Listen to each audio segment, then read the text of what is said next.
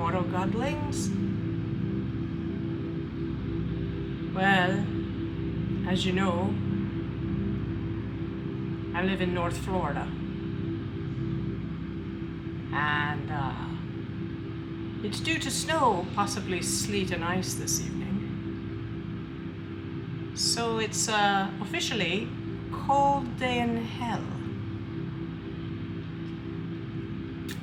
I had been scheduled for a podcast interview with some people I really look forward to working with. Love the theme of their show. Coherence trainers, heart coherence.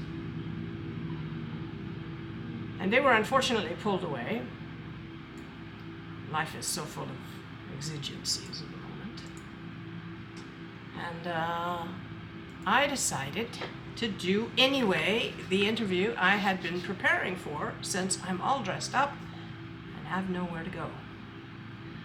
So I thought I'd give it to you because I've been meditating a lot lately and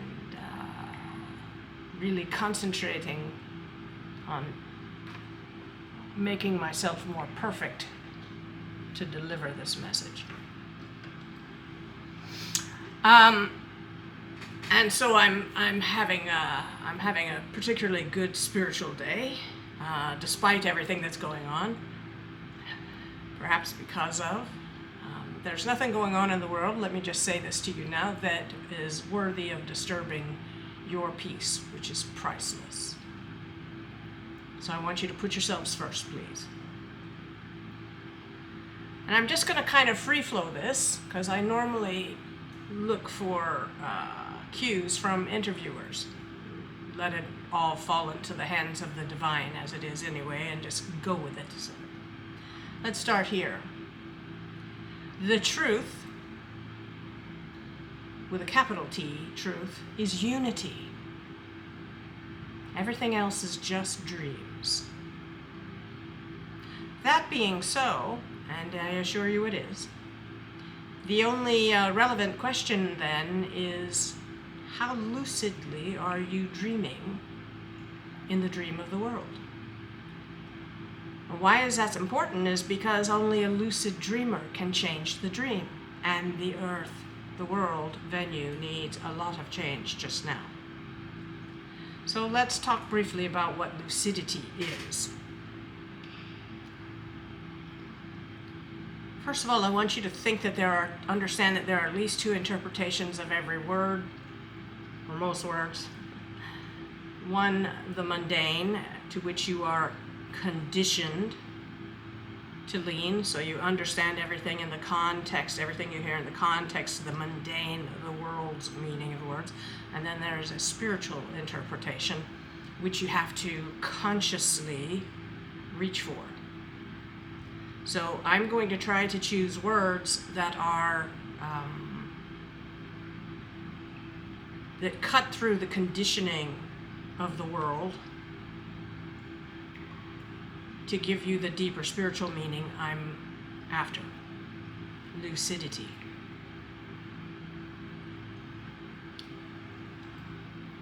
Well, probably easier to talk about what isn't lucid. What isn't lucid is what you do all the time, mostly. You live in your conditioned mind. It is a thought system, self-statements, a theory of everything. We all build models of the world in beliefs, explanations for why things occur as they appear to occur. And that is our big theory of everything. We build them, we just don't observe ourselves building them.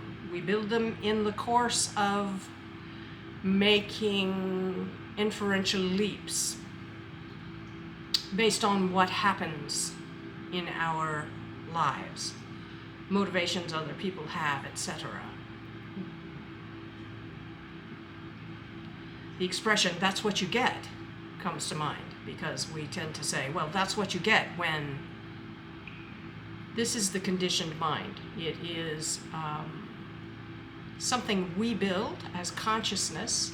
We build it but we don't build it consciously. We don't observe ourselves in the process of building our big toe. And what happens in that case is we forget that we built it, which means we forget we have absolute authority to change it at any second. And it doesn't mean anything when we change it, except for at that moment we are lucid enough to change our minds. The Earth venue is a sort of brooding chamber. Actually, I like to think of it more as a rubber room. Humanity is in psychotic break from the reality of what we are. We are regarding ourselves as impermanent, vulnerable beings living in a world of uncertainty. And all of that seems to be perfectly true. But the fact is, you are a spiritual being and you are invulnerable. You seem to be disempowered by the world, but you made the world you're experiencing. In fact, you make that world, the world you individually experience, with your big toe, your theory of everything. It is the lens through which you experience the world, that model you've constructed without observing. You constructed it. Because you are not lucid, that is, conscious of the fact that you built it and you can change it, you lapse by default into identification with the story of you. And you tend to experience the present through the past and through the toe that you've constructed.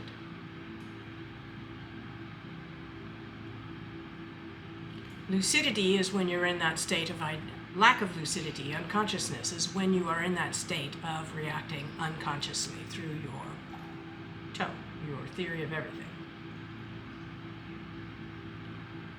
You're not observing your self-talk. You're immersed in it. Your identification is immersed in it. And you suffer needlessly. Lucidity is the cure for this, because as a lucid person, you realize that you can change your mind, and that by changing your self-talk,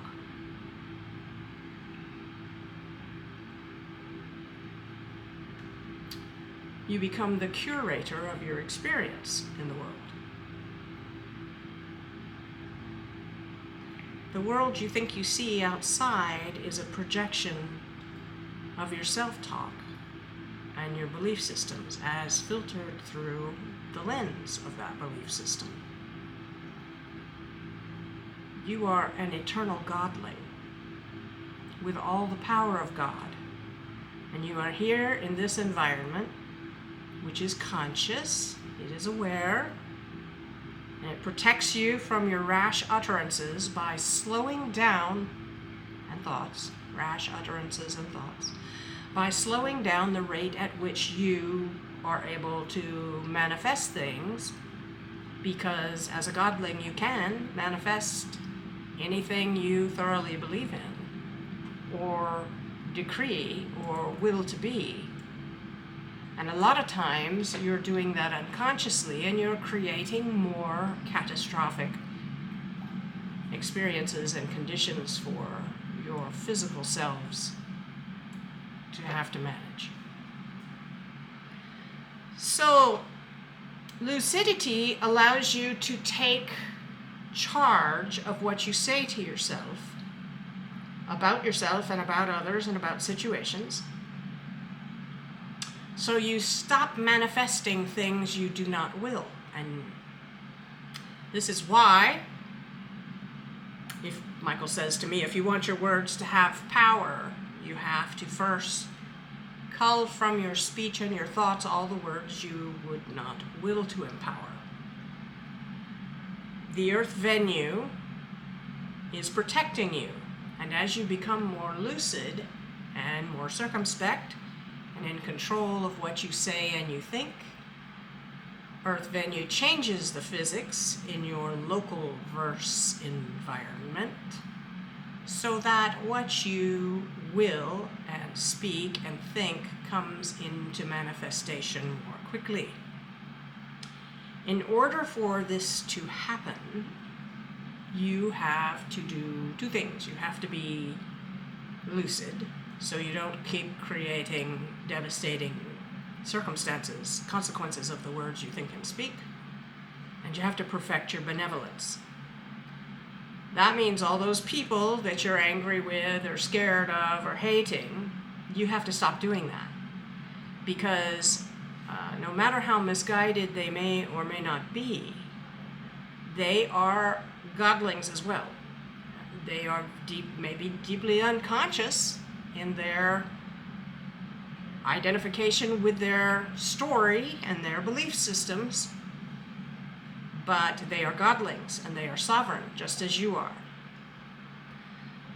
If you want access to your power, you have to realize that all the energy that's going into your hating those people and being angry with those people, etc., or scared of them, is energy that is not available to you, the godling, to wield your will to manifest what you want. So as long as you're in resistance to the situation, and all of those big emotions are resistance, all of those big negative emotions are resistance, okay? As long as you're in resistance, all of the energy going into the resistance is not available to you, a godling, to manifest what you would prefer. You should think about that. So, you all know that I had an NDE when I was 20. Let's talk briefly about this history of what's been going on in my life. I've always been a spiritual person, a mystic when I was a child. Didn't know it was called that then. Spent a lot of time up in the trees and alone, singing to the sky and talking to my constant companion, who very, very frequently, compared to most people, showered me with chi resonance flows and just lit me up with frisson, really strong waves of frisson. Michael, as he told me I could call him, has been a fixture in my life. It took me a long time to come out and talk about him, because certain people I love and wanted the approval of kept telling me not to talk about him.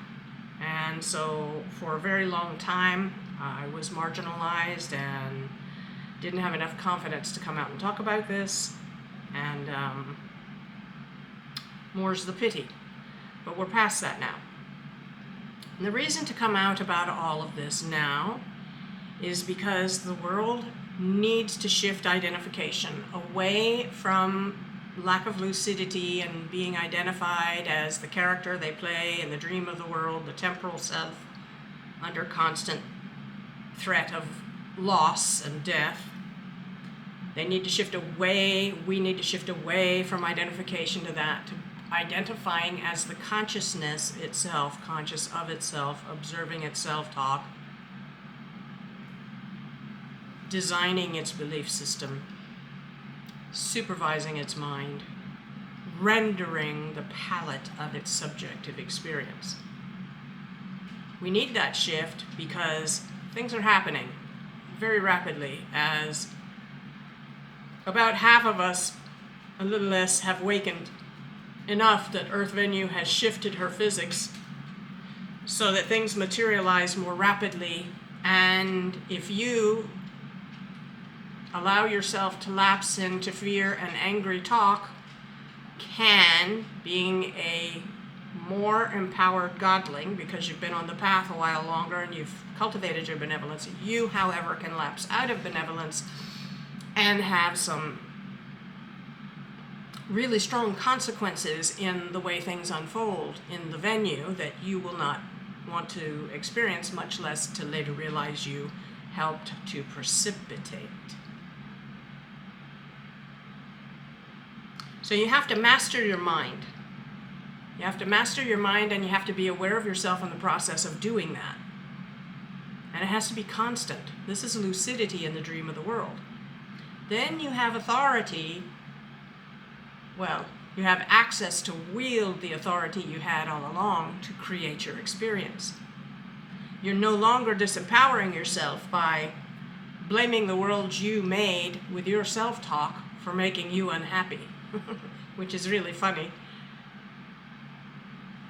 That you trick yourself that way, that we trick ourselves that way, and I've certainly done it too, but I still lapse into it a little bit, less and less. So we need this shift in identification, away from the temporal being to our eternal context. You also have to realize that the world you think you see outside is not the real world. It's your projected version of the world. I'm not saying there isn't an objective situation, an objective real situation. And by real, I don't mean capital R real as in transcendently spiritually real. I mean little r real as in happening in the venue, pertinent to the venue. It's real within the confines of the venue's reality, within the context of the venue.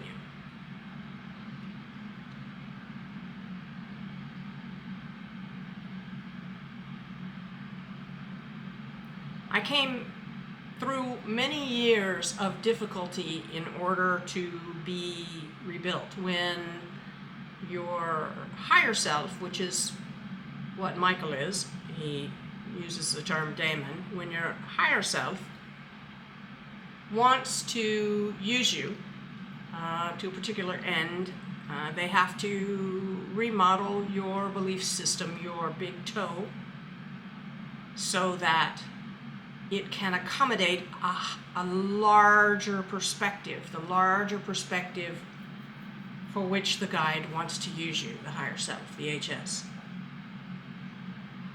So over the years, your mind, through experiences and insights, gets renovated so that you can understand the broader perspective that the higher self is trying to make you privy to. It's like you get a larger high chair.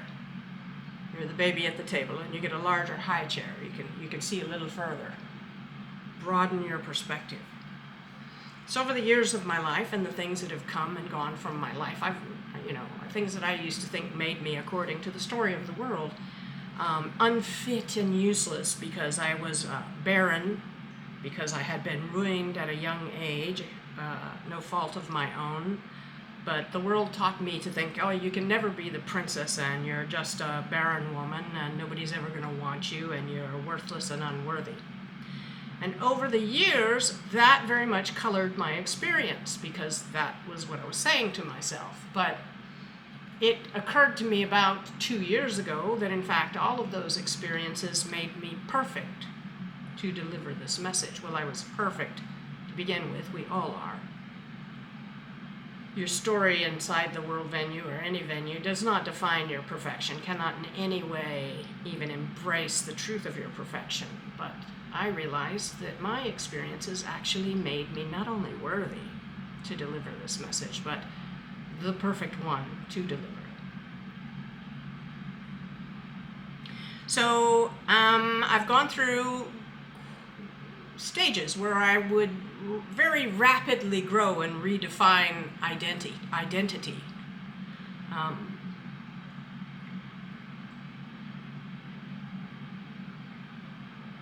And I've been in such a stage recently for the last 4 years. And my mind has been very much remodeled by the higher self, Michael, who is leading me to the information that I've needed to get a broader perspective of the world and what I can and should and am meant to do to help in the ascension of humanity. Ascension starts with mastering your mind and being lucid in the dream of the world. You are godlings. I want you to understand that way back in time, when the Bible was first assembled, there were individuals who knew that we are all godlings and that we all have access to the same power. The power to manifest, etc. We are all equal. There's nothing anyone can do that you can't do yourself. And these individuals, not wanting everyone to access their power, have fed us a steady diet of unworthy self-talk. You're a filthy rag before the glory of the Lord thinking. You're unworthy. You're unworthy of salvation. Only by grace are you saved, etc., etc., etc. Your salvation is outside you. All of this to disempower you so they could control you. There are a lot of people that still know this and are still working to keep you controlled. Your ascension, your lucidity being the first step to that, will stop that. Once you're lucid, you see, you will be able to do what is required of you to access your power. Earth venue itself, as I mentioned, slows down the rate of your manifestations in order to protect you from your rash thoughts and utterances, so you get a chance to see what you're creating as it manifests slowly and change your mind. But if you will make yourself lucid and then also perfect your benevolence, refuse to hate, refuse to fear, refuse anger, realize all of them are the result of self-talk. That's not very constructive, not helpful to you. If you will refuse all those negative emotions and take control of them, Earth Venue and God Almighty, the I Am Presence, will empower all you utter into being. Now that's a big juncture to be at, and we're right there. For those of you who know what lucidity is, who have tasted it and have a growing experience of it, you know what I'm saying. It is critical you mind your speech and thoughts, that you speak and think into being only loving outcomes.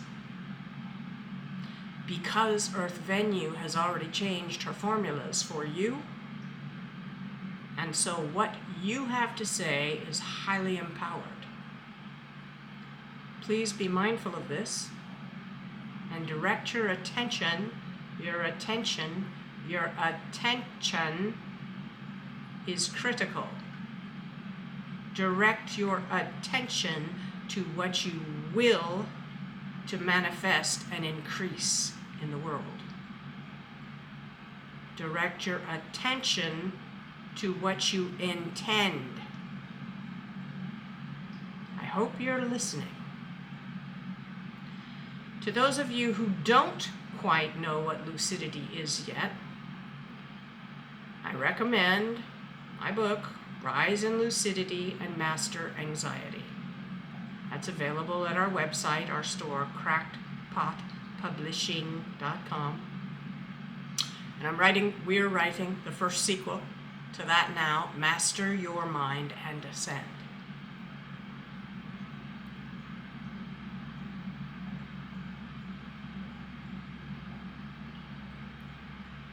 The collective has a set of beliefs they've had guggered into their minds by the religious institutions that disempower you all. Because collectively the beliefs of the majority of the people are that you are not a godling, you are unworthy, you're a filthy rag before the glory of the Lord. That has been guggered into humanity's consciousness. It is time to cast that off. You are a godling. All power rests in you. You have to claim it. You have to master your mind and your utterances. You have to wield your attention to create more of what you intend. Wield it like a blade cutting away all you do not intend and focusing on what you do intend. This is Ascension process. And you'll understand as you perfect your benevolence. Now there is a new earth. The new earth is already built in the astral planes. There's an overlap between the new earth and this earth. The overlap is in your perceptions. Your perceptions are governed by what you say to yourself, the story you're telling yourself. If you want to experience the new earth, you have to put yourself, your attention, on that experience. You have to speak into being what you will to manifest. I am the precipitating presence, bringing into my life, into my body, into my reach and realm, into my experience, all things whatsoever I speak or think or attend into being. Be mindful of that.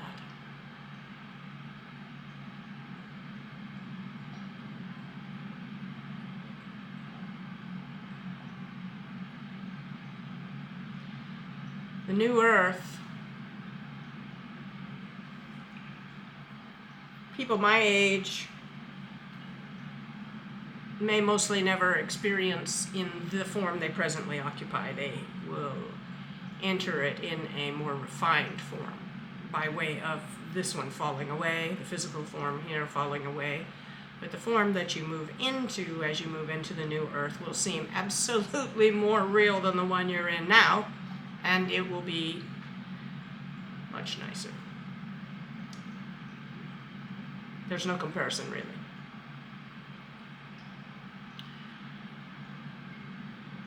To others, mind you, death, as we call it in Earth Venue, is merely what those who imagine themselves the living call a corpse.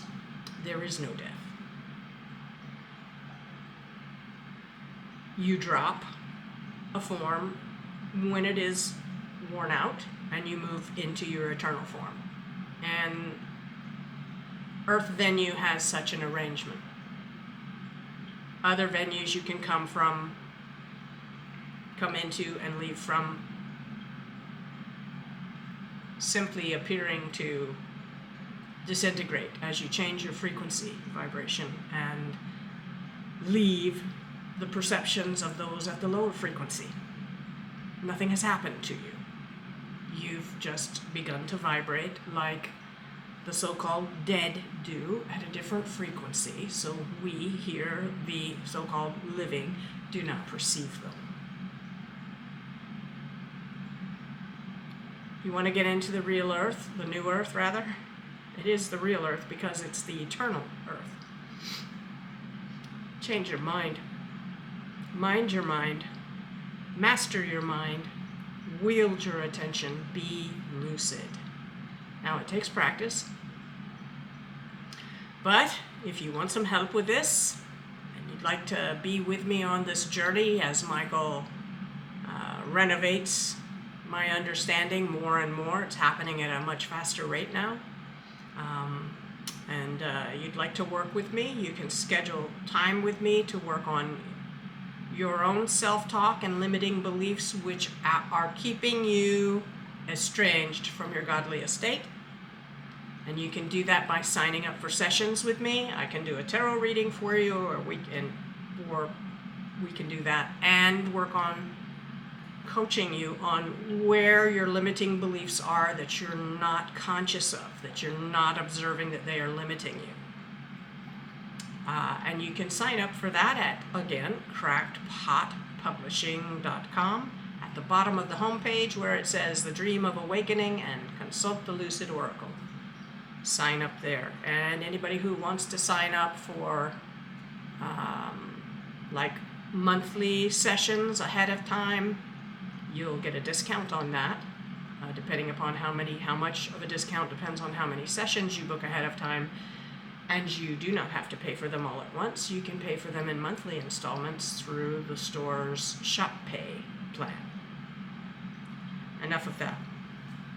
I want to speak to you briefly about something I've encountered in the process of trying to hook up with podcasters in order to get these messages to you. And they are critical messages, and you individually and humanity at large needs them now. It's apparently becoming not common, but it's a new thing I'm seeing where some podcasters are actually acting as gatekeepers and bottlenecks to stop the information you need. Information I literally came back from the dead to deliver to you. They're stopping it by demanding of anyone who wants to be on their show, in some cases, hundreds of dollars.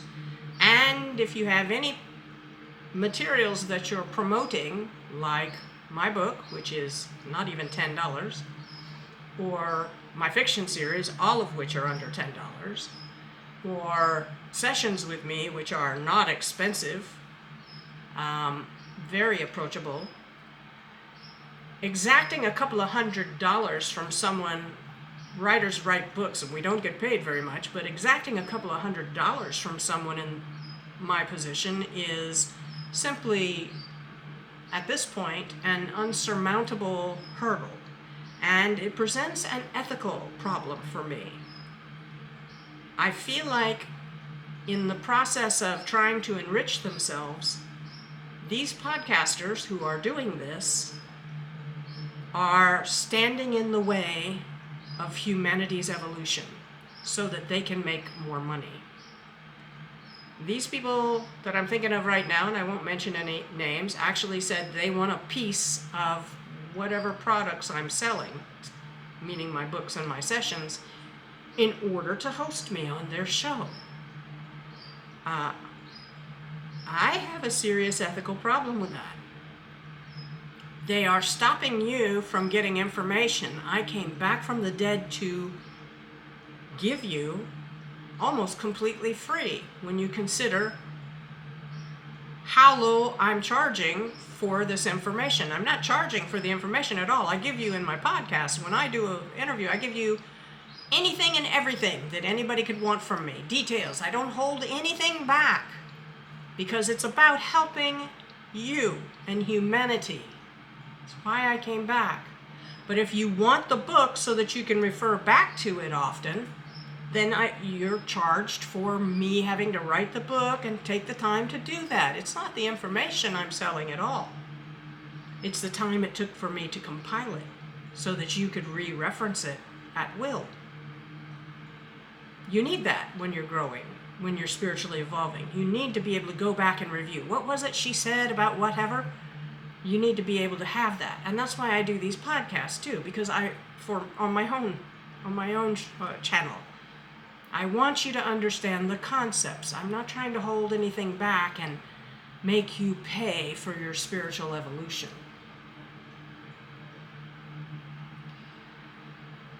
To the podcasters who are doing this thing, repent.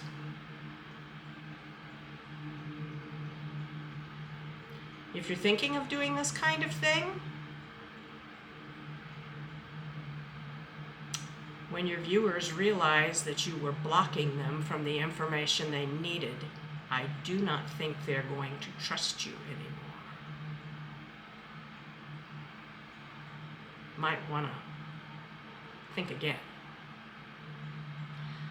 Well, I think I've got all of that now. One last thing. When the energy is piled up in your body, pardon me, when energy of upset, any kind of upset at all, is piled up in your body, and you feel it, depending upon what kind of emotion it is in the various chakras, you're in resistance. You're in resistance to something. Even happy emotions, when they get really big and they're piled up in your body, are an indication that you're trying to stop yourself from doing something in your glee. You're in some form of resistance. And self-control requires some level of resistance to your own unhealthy self-talk. But as you become more lucid, that pile up of energy in your body happens less and less. And the instant thing that happens when you stop energizing self-talk that's unhealthy for you and unhelpful is that energy then becomes available to you, the Godling, the I Am presence in us all, to actually put towards manifesting what you will and what you desire and what you deserve. You are a Godling. Nothing in this world can touch you, much less ever hurt you truly or sully you. Well, not the real you. It's just that little I that's the problem.